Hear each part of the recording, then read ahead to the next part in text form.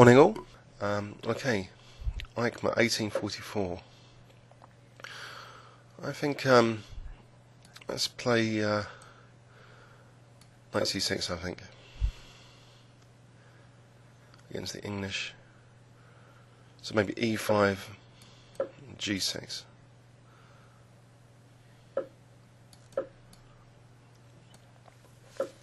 So white's got that light square grip. But maybe I can get an f5 in one go here. I'm not fin-chatting the bishop though. So if I can get in f5 here in one go, I think that's quite interesting. Pardon the hiccup. So f4 is now threatening to gain a little bit of space. The bishop really has to go back. Now here, do I want to take with the pawn or the knight? If I take with the pawn, I don't think there's any tactical issue at the moment, but taking the knight might give the e4 square up later. So I think I'll try and keep control of that e4 square. I know it isolates this h pawn, but then again f4 is threatened. So if queen d2, f4 would be embarrassing, just trying to win that bishop. But here f4 seems to be gaining space. I know it gives up e4, but I'll be getting the d4 square. And there's another consideration here. Knight takes d5 looks tempting. Just with the idea that after takes knight back to e7, how does he defend d5? It seems a bit disconnected from the position. So maybe I'll do that. But so reserving that f4 move for the moment. Now what if b6 and simply bishop b7? I know white will maybe defend with bishop f3 though. But I'm tempted for that. In any case, I just get the idea that this d5 is wrong to have that. It seems a bit weaker than usual here. So I'm just trying to exploit that. Okay, f4, interesting move, f4. I can get in bishop b7 though, first, before doing anything, because bishop takes d5, attacking the queen. Now, if bishop f3 takes bishop f4, knight g6, and I might be having a nice e5 square if nothing else. So, and still leaving my opponent with these horrible double pawns. So I think my position is a bit more solid here, even though I've got these two isolate pawns. But that e5 square I think is the key thing now. So that dark square control. I could even slip in a check, and even queen h4. About knight e5, threatening, or just f4 here. Yes, f4 is also interesting. Bishop d4 is also interesting. There's a lot of interesting options.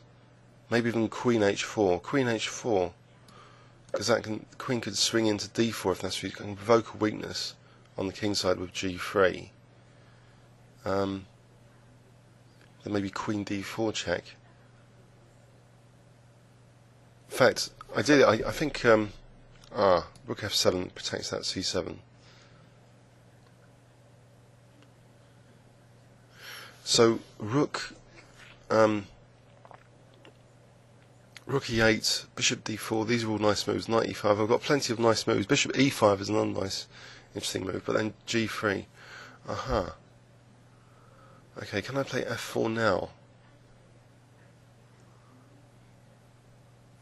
I think I'll try that, f4 now.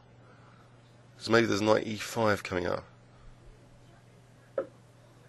Knight e5 here.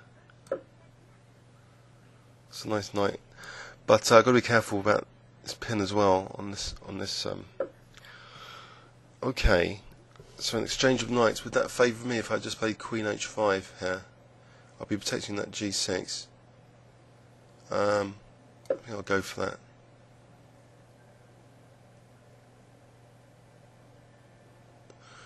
So time situation 242 against 242. So if d takes, okay, if bishop takes, then maybe d4 is dangerous. Okay, and if d takes, I'm not sure I like d6, but I think I'll go for it. It fixes the pawn chain. It makes this f4 less vulnerable. Maybe I need to play my king to h8 at some point. King h8 and rook g8, doubling on the g2 pawn might be interesting. There's another interesting move. Bishop a6 just comes to mind, but what to do about c7 first? Bishop a6, rook c7, bishop takes d3. What about just rook c7 here? Simply defend c7 for a little bit longer. Now bishop a6 may be a threat. d6. Okay. What about queen d6, trying to blockade on or queen h5. Maybe the idea of f3, sacking the exchange. Maybe bishop takes, rook takes, just sacking the exchange for a bit of king attack. I think I'll go for this. Yeah. It seems to expose his king, so the queen's a bit awkward on b3 at the moment. So sacking the exchange doesn't seem completely crazy to me here.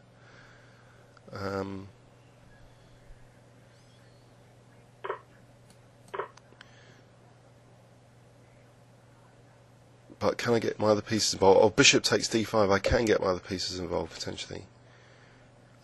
We just snuffed that out though. So rook f8 though.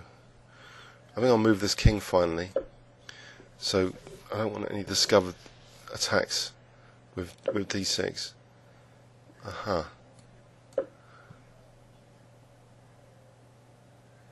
Okay, I'm in trouble.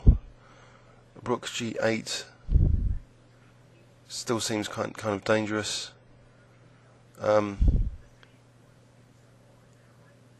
Maybe c5, encouraging d takes would be good.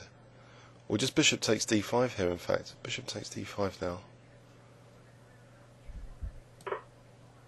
So if queen g4, queen takes d3, maybe I'm getting compensation for the exchange.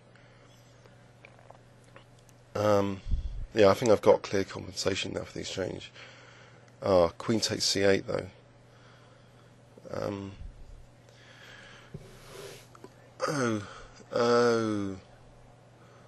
Okay. Do I want to sack a rook, a whole rook? Probably not. And this ending looks a bit bleak actually. So this isn't probably greatest. I'll try and get in c5 though. And can I try and keep solid? Maybe I should snatch that a2 pawn while I can.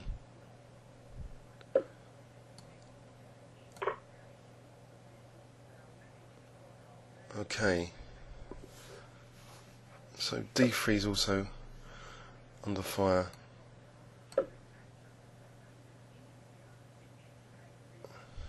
What about bishop b1? Or bishop e6 to try and evict that rook? Or b5, b4 to try and evict the bishop from that lovely c3 square? Is there time for that? Probably not. But I'll play it anyway. Maybe I can, after rook e3, play e4. I'm trying to get these pawns going. So these pawns might be dangerous. 3-1 over there. If I can keep a blockade on the e pawn. Okay, get my king aggressive. Am I being wildly optimistic? I hope not. These pawns are dangerous, aren't they? just moving them along. He's only got about 10 seconds as well, so I can herd them with my king surely. So c3 is an ominous threat, surely. In fact, b takes, so he's got rook c5, so maybe just b3 here. loses on time. But I think I messed that up a little bit. Let's have a quick look at that. So an English opening, which I thought I was doing really well in at the start for a change in the opening. But yeah, maybe this knight takes d5 was a little bit optimistic. I thought it would be an easy game after this, but it wasn't. This f4 was very good to try and peel open that diagonal. So I had to change plan a bit about this e5 square to pivot around the e5 square. And it seems this c-file gave white counterplay. So even though these wretched double pawns, white has some compensating factors which he played on.